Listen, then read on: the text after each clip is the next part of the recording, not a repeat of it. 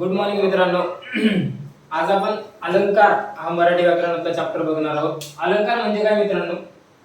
जर तुम्ही बघितलं तर आपण जुन्या काळातले पिक्चर जेव्हा बघतो किंवा काय त्याच्यामध्ये दाखवलं जातं अलंकार. अलंकार म्हणजे दागिने किंवा दागिना. लक्षात घ्या, अलंकार म्हणजे दागिना. अलंकार काय करतो मित्रांनो? मराठी व्याकरणाला किंवा मराठी भाषेला सौंदर्य प्राप्त करून देण्याचं काम अलंकार करत असतो. अलंकार काय करतो? मराठी भाषेला सौंदर्य प्राप्त करून देण्याचं काम अलंकार करून देत असतो. जर एखादं वाक्य सहज बोललं किंवा सांगितलं तर ते वाक्य किंवा मराठीमध्ये मी पेजच्या पेज जरी वाचत गेलो तरी तुम्हाला ते कंटाळवाणं वाटणार, बोरिंग वाटणार. पण मी जर अलंकाराचे प्रकार सांगत असताना अलंकाराचे उदाहरण जेव्हा मी सांगत असतो, अलंकाराचे उदाहरण, तेव्हा ते तुम्हाला कंटाळवाणे किंवा बोरिंग वाटणार नाही. एकही अक्षर, एकही शब्द बोरिंग वाटत नाही. मित्रांनो बघा, अलंकाराचे प्रमुख दोन प्रकार पडतात. पहिला पडतो शब्द अलंकार आणि दुसरा पडतो अर्थ अलंकार. म्हणजे काय? अलंकार शब्दावरून ठरवला जर गेला असेल, वाक्यामध्ये जे शब्द येतात, ओवी लक्षात ठेवा इथून पुढे. ओवी म्हणजे काय? की ओव्या, कविता, लेखक कविता करतात, त्यातली पहिली ओवी, दुसरी ओवी, तिसरी ओवी, ओळी. तर त्या ओळीमध्ये जर शब्दावरून अलंकार ठरवला असेल, ओळीमध्ये एखादा शब्द आहे आणि त्याच्यावरून अलंकार ठरवला तर तो शब्द अलंकार, आणि त्याचा अर्थावरून जर अलंकार ठरवला तर ते अर्थ अलंकार असतो. आता शब्द अलंकाराचे ही तीन प्रकार पडतात: अनुप्रास अलंकार, यमक अलंकार आणि श्लेष अलंकार. शब्द अलंकाराचे तीनच प्रकार आहेत: अनुप्रास, यमक आणि श्लेष अलंकार. परीक्षेच्या दृष्टिकोनातून ही तीनही महत्त्वाचे आहेत. आणि अर्थ अलंकाराचे प्रकार भरपूर आहेत. त्यापैकी मी काय करतो, फक्त जे महत्त्वाचे आहेत ते तुम्हाला एक एक समजून सांगतो. याच्यामध्ये फक्त काय करायचं मित्रांनो, तुम्ही मस्त मजा घ्यायची. चॅप्टर अतिशय चांगला आहे, उदाहरणं वगैरे बघायचे, मजा घ्यायची. फक्त कशाला काय म्हणतात व्याख्या लक्षात ठेवायची. नेमका अनुप्रास म्हणजे काय, यमक म्हणजे काय आणि श्लेष म्हणजे काय, किंवा मग दुसरे जे आता मी सांगणार आहे दृष्टांत अलंकार म्हणजे काय, ते फक्त त्याच्या व्याख्या लक्षात ठेवायच्या, कशाला काय म्हणतात आणि नेमका हाच अलंकार कशामुळे होतो. तर बघा आता मित्रांनो, अनुप्रास अलंकार प्रकार पहिला, अनुप्रास अलंकार. अनुप्रास अलंकार म्हणजे काय? एखादा शब्द, बघा इथे शब्द अलंकार शिकतो आपण, त्यामुळे आता हे जे तिन्ही प्रकार असतील ते डिपेंड करतात शब्दावर. जर एखादा शब्द वाक्यामध्ये रिपीट आलाय, दोनदा, तीनदा, चारदा, पाचदा एकच शब्द येतो, तोच शब्द रिपीट आपल्याला वाटते की हा शब्द जरा जास्तच वेळा आलाय ना या दोन ओळीत, असं जेव्हा वाटतं तेव्हा ते वाक्य अनुप्रास अलंकाराचं असतं. तेव्हा ते वाक्य अनुप्रास अलंकाराचं असतं. वाक्य बघा,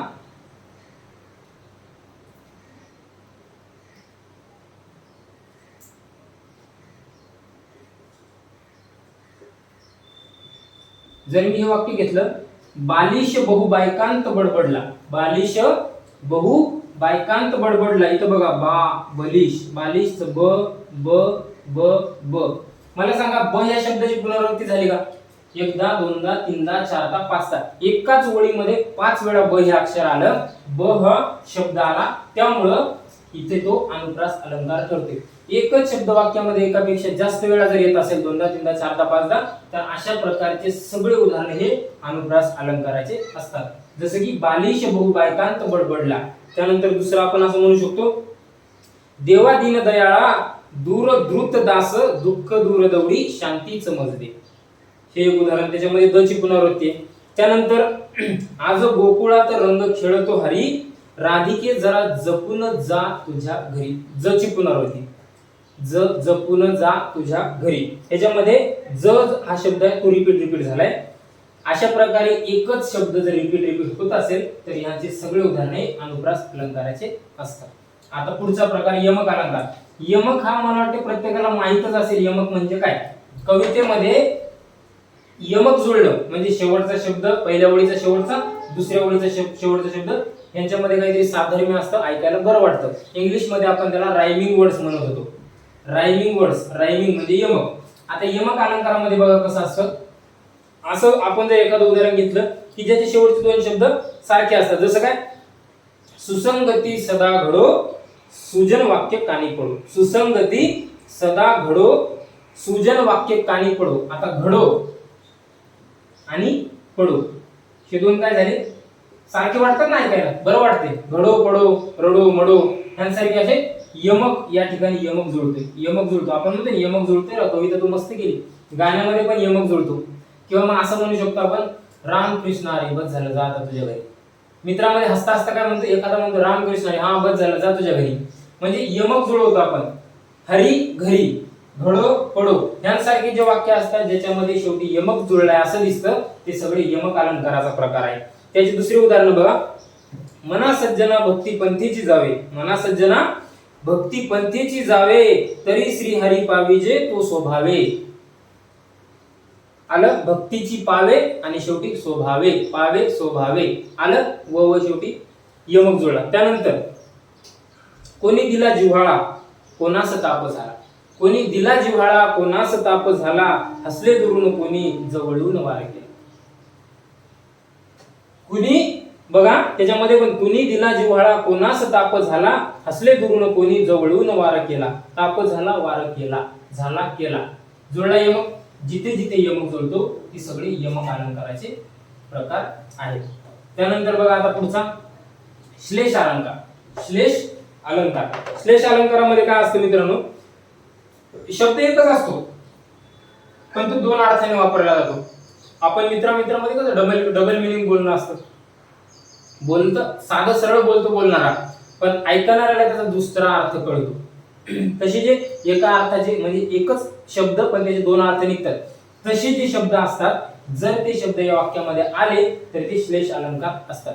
जसं हे मेघा, हे मेघा तू सर्वांना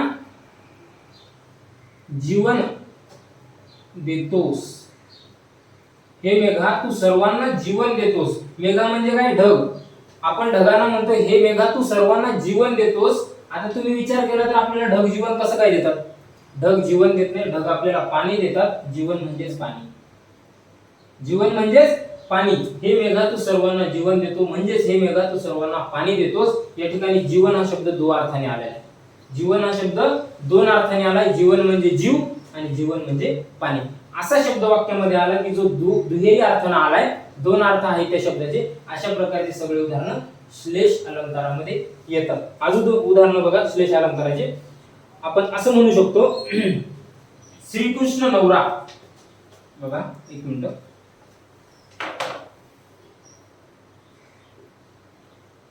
श्रीकृष्ण नवरा मी नवरी, आणि शिशुपाल नवरा मी नवरी. आता ह्या वाक्यामध्ये जर तुम्ही बघितलं दोन वाक्य सेम आहेत, इथं पण नवरी आले, इथं पण नवरी आले, पण फरक बघा कसा. श्रीकृष्ण जर नवरा असेल तर मी नवरी होणार. ह्या वाक्याचा अर्थ काय, ती जी मुलगी कोण आहे ती काय म्हणते, श्रीकृष्ण जर नवरा असेल तर मी नवरी होणार. पण जर शिशुपाल नवरा असेल, शिशुपाल नवरा असेल तर मी नवरी, नवरी म्हणजे मी वरणार नाही, मी लग्न करणार नाही. नवरी नवरी, फक्त फरक काय पडला, एकच शब्द पण दुहेरी अर्थाने आलाय. आलाय का दोन अर्थानं. इथं काय, नवरी म्हणजे मी लग्न करणार, नवरी म्हणजे मी वरणार नाही, मी लग्न करणार नाही. अशा प्रकारे एकच शब्द वाक्यामध्ये दोन प्रकारे येत असेल किंवा दोन अर्थ त्याचे निघत असतील तर अशा प्रकारचे सगळे श्लेष अलंकारामध्ये येतात. त्यानंतर पुढचं उदाहरण असं जर म्हणलं तर की कुस्करू नका ही सुमने, कुस्करू नका ही सुमने, कुस्करू नका ही सुमने, जरी वास नसे तिळ यास, तरी तुम्हास अर्पिले सुमने, तरी तुम्हास अर्पिले सुमने. आता इथं सुमने, इथं पण सुमने. इथं सुमने म्हणजे याचा अर्थ फुलं, सुमन म्हणजे फुल. इथं काय झालंय, कुस्करू नका सुमने म्हणजे फुलांना कुस्करू नका जरी त्यांना वास नाही, पण तुम्हाला सुमने म्हणजे सुमन म्हणजे काय, चांगल्या मनानं अर्पिले, चांगल्या त्यांना वास नाही पण तुम्हाला चांगल्या मनानं अर्पिले. इथं सुमने, इथं पण सुमने, इथं सुमने म्हणजे फुल, इथं सुमने म्हणजे चांगल्या मनानं. अशा प्रकारची उदाहरणं जर एकच शब्द पण वाक्यामध्ये डबल मिनिंग आलाय, दोन अर्थाने आलाय, हे झाले श्लेष अलंकार. आता बघा शब्द अलंकाराचे तीनही प्रकार संपले. तीनही प्रकार सोपे. पहिल्या प्रकारामध्ये अनुप्रास, अनुप्रास म्हणजे एकच शब्द रिपीट होणे. बालिश बहु बायकांत बडबडला, ब ब ब ब ब असं जर आलं तर अनुप्रास अलंकार. यमक सुसंगती सदा घडो, सुजन वाक्य कानी पडो, घडो पडो, हरी घरी यांसारखे यमक जोडणारे शब्द आले तर ते यमक अलंकार. श्लेष अलंकारामध्ये एकच शब्द वाक्यामध्ये दोन मिनिंग आला ते दोन अर्थाने आला तर ते झालं श्लेष अलंकार. आता अर्थ अलंकार बघू. अर्थ अलंकाराचा एक एक प्रकार आपण सविस्तर बघू. बघा मित्रांनो, अलंकाराचे अर्थ अलंकार हा दुसरा प्रकार आहे आणि अर्थ अलंकाराचा आपण एक उपप्रकार पाहणार आहोत. आता ते उपप्रकार पाहण्याआधी बघा इथं लक्षात घ्या, इथं जे अलंकार आहेत म्हणजे जे काय भाषेला सौंदर्य प्राप्त होणार आहे ते कशामुळे होणार आहे? अर्थामुळे होणार आहे, भाषेच्या अर्थामुळे. इथे शब्दाचा काहीही संबंध नाही. अगोदरचे जे होते शब्द अलंकाराचे 3 प्रकार ते डिपेंड करत होते शब्द वाक्यामध्ये कसा आहे त्यावर त्याचे प्रकार होते. आता हे अर्थावरून त्याचे प्रकार पडणार आहेत. अर्थ अलंकाराचे प्रकार पाहण्याआधी ह्या 2 गोष्टी पाहणं गरजेचं ठरतं. त्याच्यामध्ये पहिली गोष्ट उपमेय आणि दुसरी गोष्ट उपमान. आता उपमेय म्हणजे काय?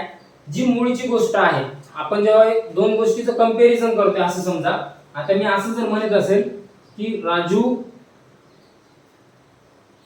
सलमान सारखा दिसतो, हे वाक्य मी घेतलंय, राजू सलमान सारखा दिसतो. त्याच्यामध्ये उपमेय काय? मूळची वस्तू. मूळ काय आहे? राजू. आपण कोणाविषयी बोलतोय?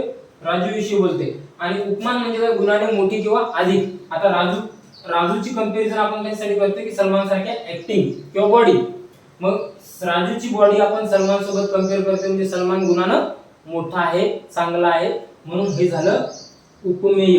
काय झालं? उपमेय. आणि राजू मूळ जो आहे आपण ज्याच्याविषयी बोलतोय ते झालं उपमान. म्हणून तुम्हाला उपमेय म्हणजे काय? मूळची वस्तू ज्याच्या विषयी बोलतोय ते. आणि उपमेय म्हणजे उपमान म्हणजे मूळची वस्तू, सॉरी उपमेय म्हणजे मूळची वस्तू. एवढं झालं माझं इथं, सॉरी. तर उपमेय म्हणजे मूळची वस्तू आणि उपमान म्हणजे गुणाने अधिक किंवा मोठी असणारी गोष्ट. आता मला सांगा, इथं राजू हा काय झाला? उपमेय झाला, ज्याच्याविषयी आपण बोलतोय तो. आणि जो गुणानं मोठा आहे, ज्याच्याशी आपण कंपेअर करतोय पण जो मोठा आहे गुणानं, हे झालं आपलं उपमान. त्या 2 गोष्टी तुमच्या लक्षात राहू द्या. उपमेय म्हणजे काय आणि उपमान म्हणजे काय, कारण इथून पुढे उपमेय उपमान प्रत्येक प्रकारात तुम्हाला बघायचं आहे.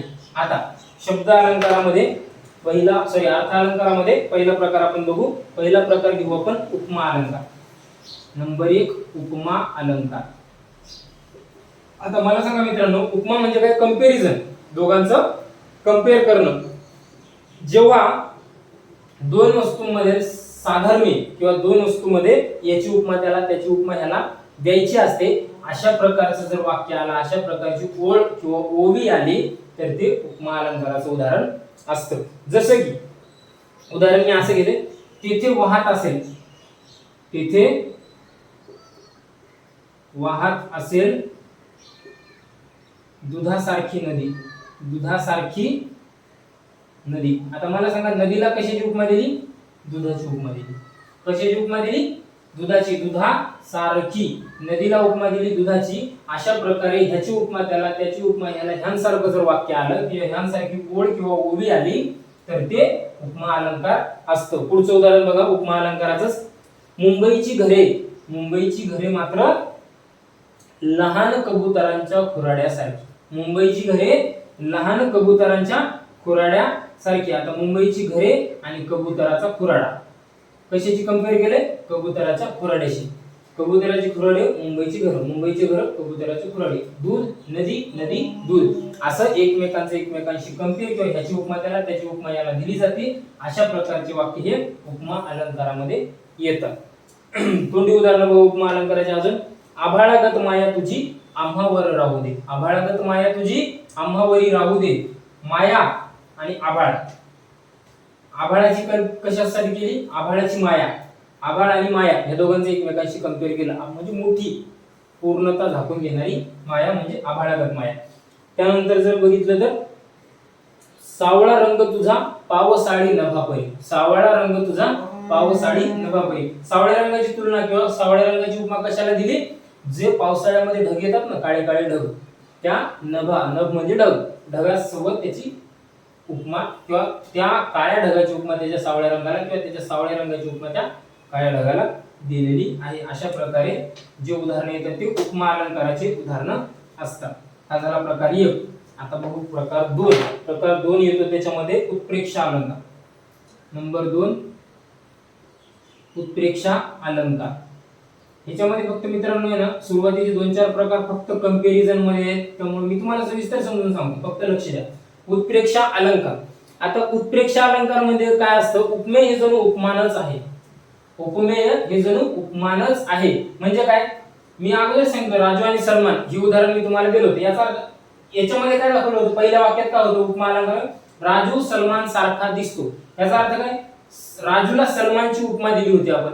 आता उत्प्रेक्षामध्ये काय सांगतो आपण, उपमेय हे जणू उपमानच आहे, म्हणजे राजू जणू सलमान खानच आहे. राजू जणू आपण असं नाही म्हणणार की राजू सलमान खान सारखा दिसतो, आपण काय म्हणणार राजू म्हणजे सलमान खानच, म्हणजे दोघं जवळपास सारखेच आहेत, सेमच आहेत. जेव्हा असं आपण बोलतो अशा प्रकारचे उदाहरण हे उत्प्रेक्षा अलंकारामध्ये येतात. उत्प्रेक्षा अलंकाराची व्याख्या काय, उपमेय हे जणू उपमानासारखंच आहे असं भासतं तेव्हा ते उत्प्रेक्षा अलंकार असतो. त्याची उदाहरणं बघा कशी आहेत.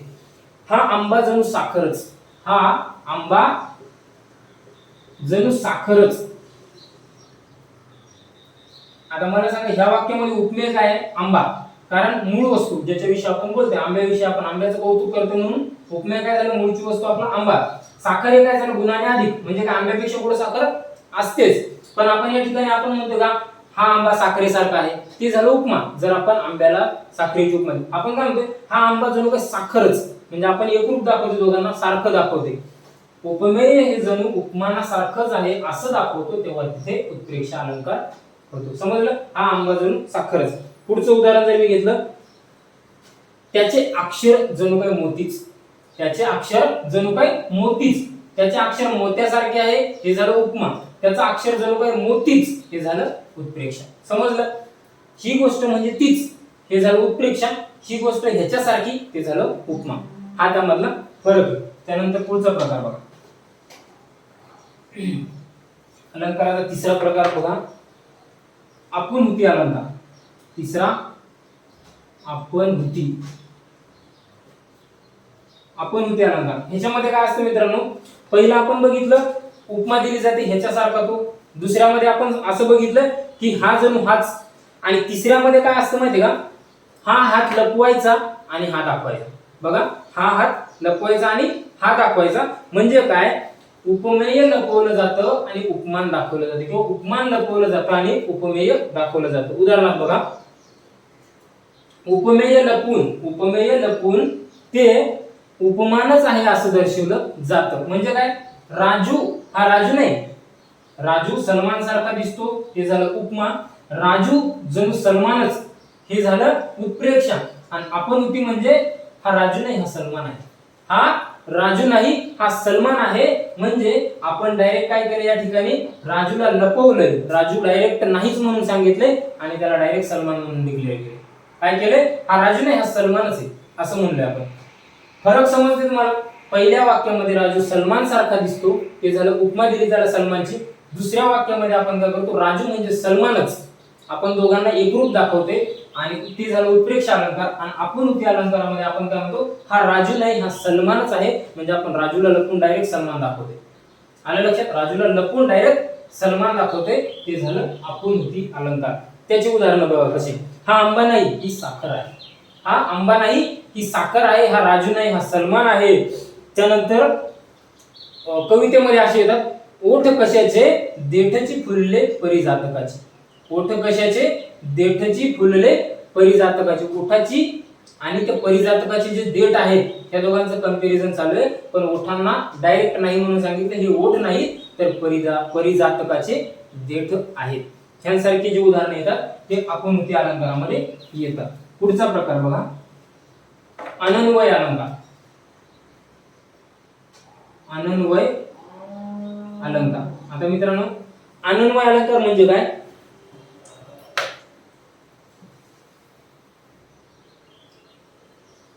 आता एखादी गोष्ट समजा मी असं म्हणलं, आता आपण बघित होतो की राजूची तुलना आपण सलमान सोबत करत होतो, पण काही काही माणसं असे आहेत की ज्याच्यासोबत तुलना करूच शकत नाही, आपण तुलना करूच शकत नाही, कारण त्याच्या एवढा ब्रिलियंट किंवा काय दुसरं कोणी असूच शकत नाही. जसं आपण मी असं म्हणेल की ताजमहाल, आतापर्यंत ताजमहालची तुलना आपण कशासोबतच करू शकत नाही, कारण ताजमहाल हा एकमेव अशी गोष्ट आहे की जी फक्त तिथेच असू शकते किंवा तीच आहे, तिच्यासारखी जगाच्या पाठीवर कुठेच गोष्ट तुम्हाला मिळणार नाही. अशा काही काही गोष्टी आहेत. मग अशा प्रकारची जी उदाहरणं असतात की ज्याच्यामध्ये आपण दाखवलं जातं की उपमान हे फक्त उपमानच आहे, त्याची बरोबरी जर करायची असेल तर उपमाना बरोबरच करा, दुसऱ्या कोणत्याच गोष्टी सोबत त्याची बरोबरी होणारच नाही, उपमेय वगैरे काहीच नाही, त्याची तुलना फक्त त्याच्या सोबतच झाली तर होईल, बाकी इतर गोष्टी सोबत त्याची तुलना करू नका. अशा प्रकारचे जे वाक्य किंवा ओळी येतील ते अनन्वय अलंकाराचे उदाहरण असतात। उदाहरण बघा कशी त्याचे। उदाहरणार्थ मी असं म्हणून आई सारखी आईच, आईची तुलना काय सोबत करतो आपण? होऊच शकत नाही। आई सारखी आईच तुलना करायची असेल आईची तर आई सोबतच करा, बाकी कोणत्याच गोष्टी सोबत करू नका।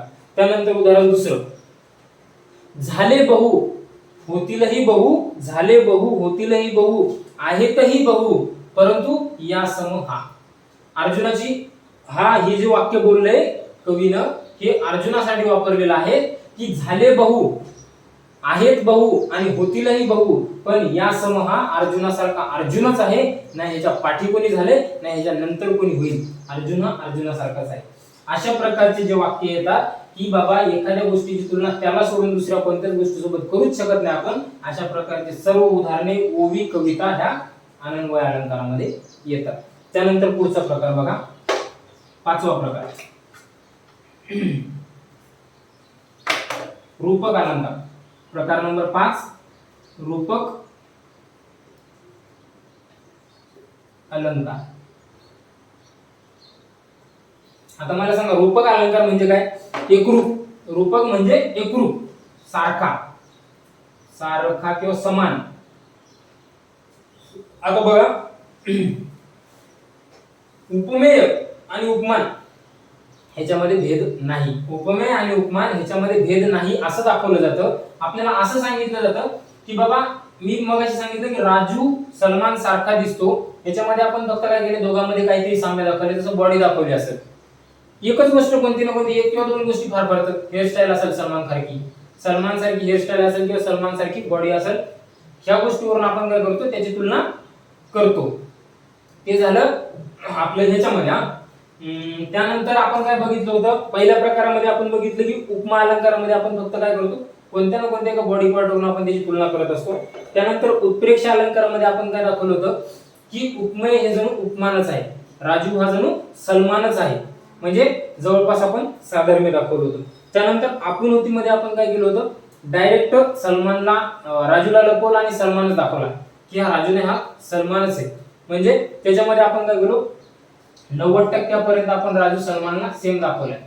त्यानंतर रूपक अलंकार, अनन्वय अलंकार ते वेगळा आहे। अनन्वय अलंकारामध्ये काय आहे की त्याची तुलना कोणासोबत करूच शकत नाही, तो म्हणजे तोच। आता रूपक अलंकारामध्ये काय दाखवले आपण, इथे 90% पर्यंत आलो होतो। रूपक अलंकारामध्ये आपण असं म्हणतो की हा जणू हाच, म्हणजे काय, Raju is equal to Salman, आणि ही कॉम्बिनेशन किती आहे, 100%। म्हणजे काय, राजू आणि सलमान हे दोघं ॲक्युरेट हेअरस्टाईल म्हणा, दाढी म्हणा, लुक म्हणा, बॉडी म्हणा, कपडे म्हणा, सगळ्या गोष्टी या दोघांच्या जेव्हा एकरूप असतात, दोघांचं चालणं, बोलणं, वागणं, सगळ्या गोष्टी जेव्हा आपल्याला इक्वल वाटतात, सेम वाटतात, तेव्हा आपण त्यांना रूपक म्हणू शकतो, एकरूप म्हणू शकतो, एकसारखं म्हणू शकतो। आणि अशा प्रकारची जी उदाहरणं असतात की दोन गोष्टी उपमेय आणि उपमान, उदाहरणामध्ये दोन गोष्टी त्या डायरेक्ट 100% सारख्या आहेत असं दाखवलं जातं, तेव्हा ते रूपक अलंकार असतो। आता उदाहरण बघा कसं रूपक अलंकाराचं। देह देवाचे मंदिर, देह देवाचे मंदिर, त्यात आत्मा परमेश्वर, त्यात आत्मा परमेश्वर।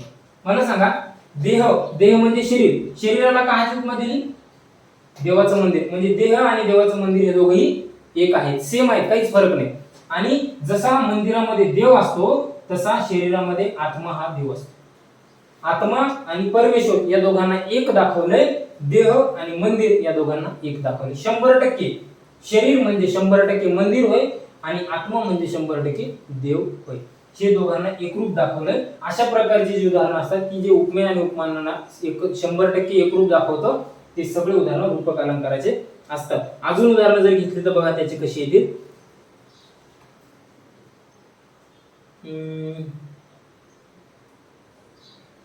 वाघिणीचे दूध प्याले, वाघ बच्चे फाकडे, वाघिणीचे दूध प्याले, वाघ बच्चे फाकडे, म्हणजे वाघिणीचे जे बच्चे असतात, वाघिणीचे जे बच्चे असतात ते, आणि इकडे गायीचे जे बच्चे असतात, गायीचे बच्चे, ह्या दोघांना असं दाखवले लेखकांनी की हे दोघं सेम आहेत, काहीच फरक नाही। जेव्हा वाघिणीचे बच्चे दूध पितात तेव्हा आणि गायीचे पितात तेव्हा दोघंही सेम आहेत अशी जेव्हा कवी दाखवतो की ह्या दोघांना कवी एकरूप दाखवतो, 100% दाखवण्याचा प्रयत्न करतो, असं उदाहरण हे रूपक अलंकारामध्ये येतं.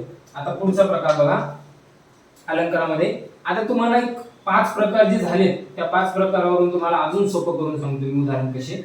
बघा राजू आणि सलमान वरून तुम्हाला समजलंच असेल तरी पण सांगतो. आता 2 घ्या. एक माझं नाव घेतो मी शुभम आणि आपले सोनवणे सर आहेत त्यांचं एक नाव घेतो मी शरद. ठीक आहे. आता बघा आमच्या दोघांची तुलना करताना नंबर 1 उपमा. ह्याचा अर्थ काय? शुभम म्हणजे शरद किंवा शरद म्हणजे शुभम. आम्ही एकमेकांची उपमा दिली. हे झालं उपमा अलंकार. त्यानंतर दुसरं उत्प्रेक्षा. उत्प्रेक्षा अलंकार म्हणजे शुभम जणू काही शरदच किंवा शरद जणू काही शुभमच. हे झालं उत्प्रेक्षा. म्हणजे दोघं एकमेकांना काय केलं जातं? उपमा लपून उपमे दाखवलं जातं.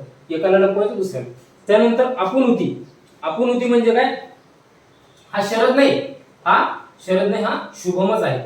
शरदला लपवलं जातं, हा शरद नाही, शरदच आहे तो, पण तरी त्याला काय म्हणलं जातं? हा शरद नाही तर हा शुभमच आहे असं म्हणलं जातं. एवढं कंपॅरिझन केलं जातं. त्यानंतर अनन्वय अलंकार. अनन्वय अलंकारामध्ये मी असं म्हणेन की समजा माझी तुलना जर करायची किंवा शरदची तुलना करू आपण.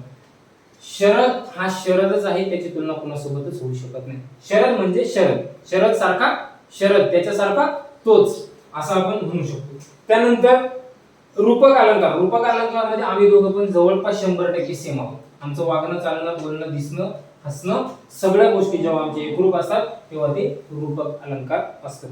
अशा प्रकारे हे झाले आपले अर्थ अलंकारामधले 5 प्रकार झालेले. आता पुढचा प्रकार बघा.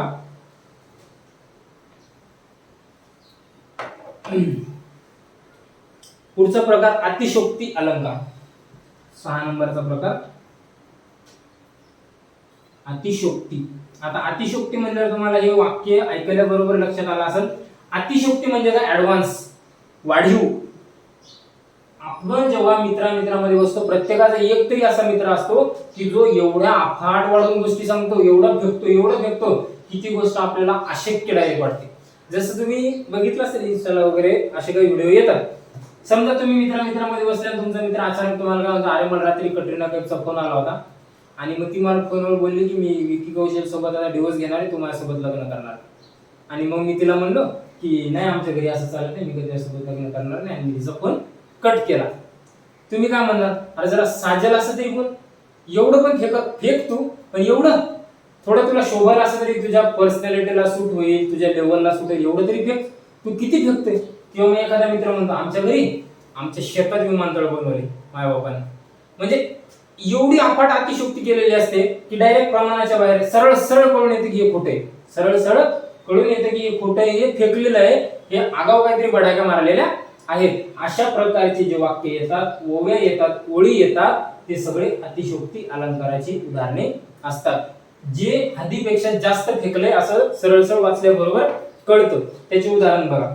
त्याचं उदाहरण मी असं जर घेतलं की ती रडली समुद्र. मला सांगा एखादा माणूस समुद्रभर रडू शकतो का? समुद्रभर रडू शकतो का? याचा अर्थ इथं काय सांगितलंय? कवी जो सांगतो की ती समुद्र रडली, तर ही गोष्ट साहजिकच कवीने फेकली. ही प्रमाणापेक्षा कितीतरी पट ग्लासभर म्हणला असता तर विचार केला असता, पण समुद्र अशक्य आहे का? जी अशक्य कोटीतल्या गोष्टी असतात त्या सगळ्या अतिशोक्ती अलंकारामध्ये येतात. अजून बघा,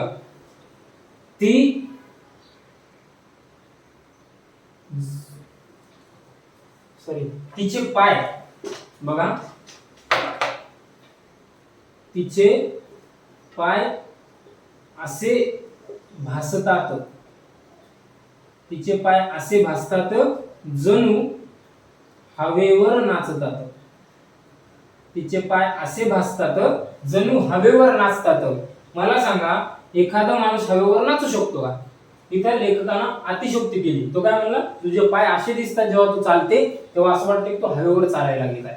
लेखकाला त्याची स्तुती करायची होती, कौतुक करायचं होतं, पण कौतुक एवढं की डायरेक्ट तो हवेवर चालते असं दिसते मला. म्हणजे हे झालं अतिशोक्ती, अति प्रमाणात केलेली स्तुती, त्याला अतिशोक्ती म्हणतात. अशा प्रकारची उदाहरणं जर आले तर ते झाले अतिशोक्तीचे. आता पुढचा प्रकार अलंकाराचा 7वा प्रकार बघू आपण, दृष्टांत अलंकार.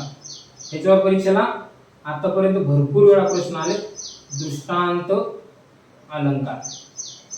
आता दृष्टांत अलंकार कसं मित्रांनो, मी तुम्हाला प्रत्येक चॅप्टर शिकवतो, प्रत्येक पॉइंट शिकवतो, पण पॉइंट जेव्हा मी त्या पॉइंटची पुस्तकात आहे तशी किंवा माझ्या मनात तयार केलेली व्याख्या मी अगोदर सांगतो.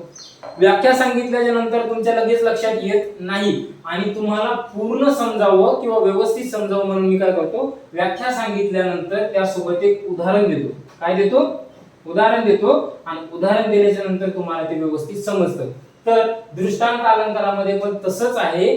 जेव्हा एखादी गोष्ट पटवून सांगण्यासाठी लेखकाला एखादी गोष्ट पटवून सांगायची आणि ती पटवून सांगत असताना लेखक त्यासोबत त्याच ओळीमध्ये एक उदाहरण पण टाकून देतो. अगोदर सांगतो हे असं असं आहे आणि काय आहे, तर मग त्याचं उदाहरण हे असं असं पटवून सांगतो लेखक, उदाहरणासहित ओवी देतो. अशा प्रकारच्या सगळ्या ओव्या, ओळी, लेख, वाक्य हे दृष्टांत अलंकाराचे असतात. आता कसे, तर उदाहरण बघा त्याचं.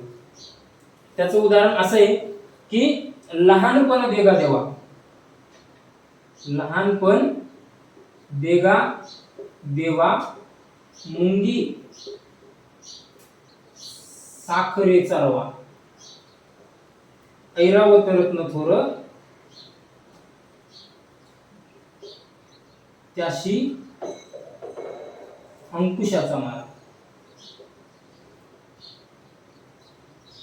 आता लेखक सुरुवातीला काय म्हणतो, लहानपण देगा देवा. लहानपण देगा देवा. लेखकाला काय म्हणायचं, लहानपण देगा देवा म्हणजे देवा मला लहानपण दे. आणि आता का दे, लहानपण दे, कोणासारखं दे, मुंगी सारखं दे. देवा मला लहानपण दे, मुंगी सारखं लहानपण दे. आणि का दे, तर त्याचं उदाहरण हे आहे की ऐरावत रत्न थोर त्याशी अंकुशाचा मार. अंकुश म्हणजे मुंग्या, ऐरावत रत्न थोर म्हणजे काय, ऐरावत म्हणजे काय, हत्ती. एवढा मोठा हत्ती, एवढा मोठ्या हत्तीला जर एक अंकुश म्हणजे एक मुंगी मारू शकते, तर देवा मला मोठेपणा नको, मोठं नको, मला लहानपण दे मुंगी सारखं. देवा जर एखाद्या हत्तीला एक मुंगी मारू शकत असेल, तर मला एवढा हत्तीसारखं अवॉइड हवे, मोठं पण नको, तर मला मुंगीसारखं लहानपण दे. असं अगोदर वाक्य त्यांनी सांगितलं की आई देव लहानपण देगा देवा मुंगी साखरेचा रवा. देवा मला मुंगीसारखं लहानपण दे. आणि का दे, तर त्याचं हे उदाहरण का पाहिजे, तर देवा एवढा मोठा हत्ती आहे, त्याला जर एक मुंगी मारत असेल तर मला लहानपणच चांगलं. हे झालं त्याचं उदाहरण. तर कवी किंवा लेखक काय करतात, पहिले एक वाक्य देतात, त्या वाक्यामध्ये सांगतात की मला लहानपण दे किंवा असं दुसरं काहीतरी, आणि मग त्याचं उदाहरण खालच्या वाक्यात दिलेलं असतं. असं जेव्हा दिसतं तुम्हाला तेव्हा ते दृष्टांत अलंकार असतो. एखादी गोष्ट पटवून सांगण्यासाठी त्याला उदाहरण दिलं जातं, उदाहरणासहित ते वाक्य येतं, तेव्हा त्याचे दृष्टांत अलंकार होतो. त्याचं अजून उदाहरण बघा दृष्टांत अलंकाराचं. निवडी वेगळे क्षीर आणि पाणी. निवडी वेगळे क्षीर आणि पाणी, राजहंस दोन्ही वेगळाली. तुका म्हणे येथे पाहिजे जातीचे, येरा गबाळ्याचे काम नव्हे. म्हणजे सुरुवातीला तुकाराम काय म्हणतात, तुकाराम महाराज काय म्हणतात की इथे जातीचं माणूस पाहिजे, इथे जातीचं पाहिजे, येडा गबाळ्याचं काम नाही. इथे जातीचं माणूस पाहिजे, येडा गबाळ्याचं काम नाही. मग लोक म्हणतात की जातीचं म्हणजे नेमकं कसं, तर तेव्हा ते समजून सांगताना तुकाराम महाराज म्हणतात राजहंसासारखं माणूस पाहिजे, जो पाणी, दूध आणि पाणी जर मिक्स केलेलं असेल तर त्यातलं दूध पितो आणि पाणी तसंच जागेवर सोडून देतो, एवढा क्वालिटीचा माणूस पाहिजे, येडा गबाळ्याचं काम नाही. मग तुकाराम महाराजाला एखाद्याला जातीचं माणूस किंवा ओरिजिनल माणूस कसा पाहिजे हे सांगण्यासाठी राजहंसाचं उदाहरण देतात की राजहंसासारखा माणूस पाहिजे. जेव्हा तुम्हाला असं उदाहरण दिलेलं दिसतं तेव्हा तो दृष्टांत अलंकार होतो. आता पुढचा प्रकार बघा, 8वा प्रकार आपण बघू.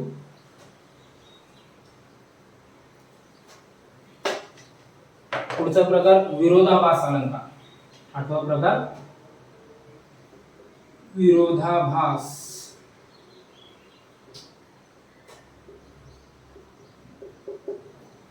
अलंकार. मित्रांनो ह्याच्यामध्ये काय केलं असतं,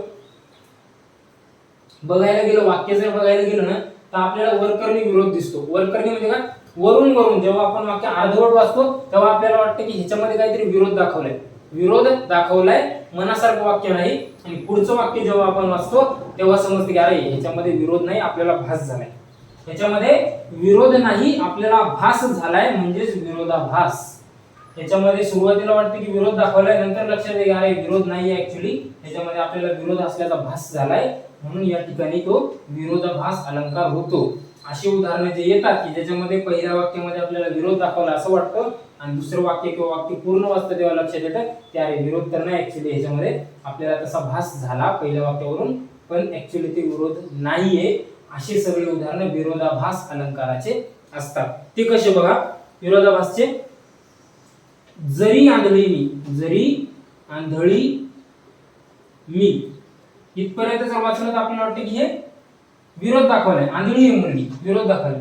इथं काय पुढचं वाक्य वाचल्यावर लक्षात येतं, तुला पाहते, तुला पाहते, जरी आंधळी मी तुला पाहते. म्हणजे आपल्याला काय वाटतं अरे जेव्हा पूर्ण वाक्य होतं अरे याच्यात विरोध नाही घडला, आंधळी असून पण ती पाहते, विरोध नाही. आपल्याला अगोदर वाटलं इथपर्यंत जरी आंधळी मी की मुलगी आंधळी आहे, विरोध.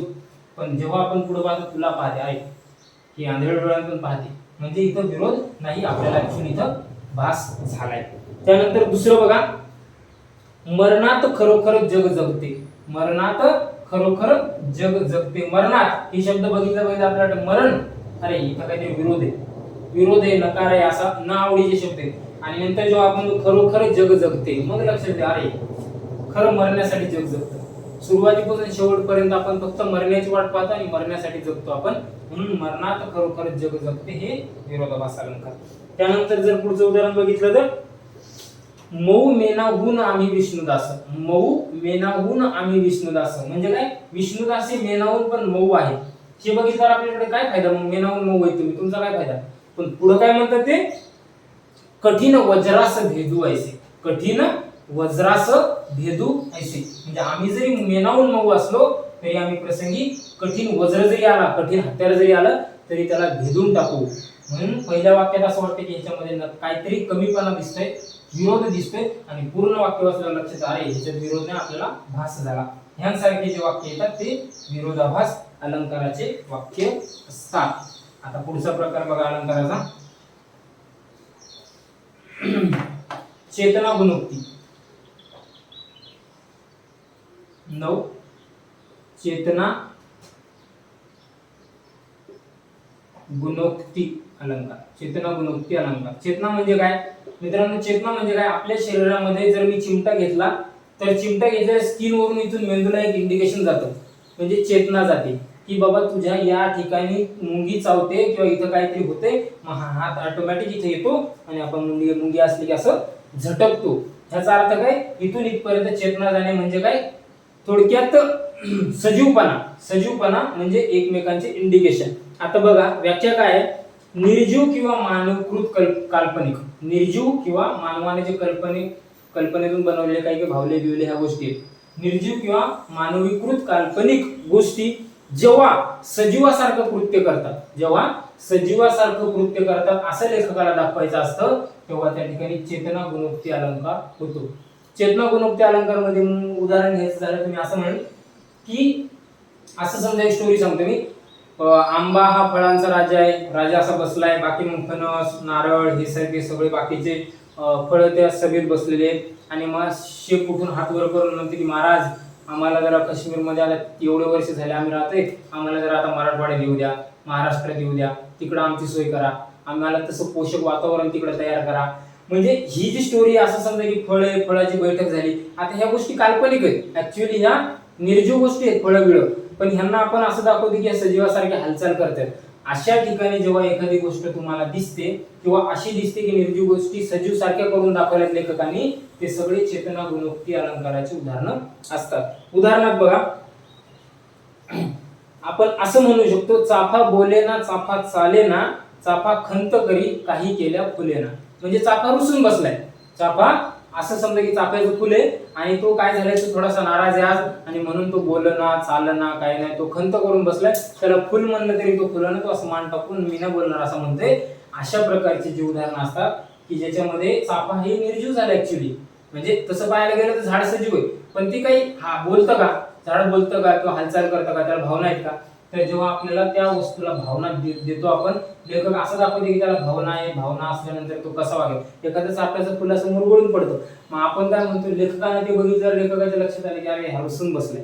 लेखकानं त्याला असं त्या भावनेत तयार केले आणि असं उदाहरण जेव्हा दिसतं तेव्हा ते चेतना गुणोक्तीचं उदाहरण असतं. अजून उदाहरण बघा चेतना गुणोक्तीचे. असं म्हणेल मी, धक्क्यावरच्या अजून बोटी साखर झोपेमध्ये फिरंगी. म्हणजे काय, धक्क्यावरच्या ज्या बोटी आहेत त्या पहाटे पहाटे लेखक जाऊन बघतो तेव्हा त्याला लक्षात येते की ह्या बोटी अजून पण उभ्याच आहेत, मालकच आले नाहीत, म्हणून त्या बोटी काय साखर झोपेत आहेत. तो फील करतोय त्या गोष्टीने, तो लेखक असं बघतोय की अरे ह्यांच्यामध्ये जीव आहे आणि ह्या काय करत असतील आता, तर सकाळी सकाळी मस्त झोपले असतील मालक येईपर्यंत, आणि मग मालकीला त्यांना चला चला उठा आपल्याला जायचे असं म्हणेल. अशा प्रकारे निर्जीव गोष्टींना सजीव करून दाखवलं जातं, तेव्हा तिथे चेतना गुणोक्ती अलंकार होतो.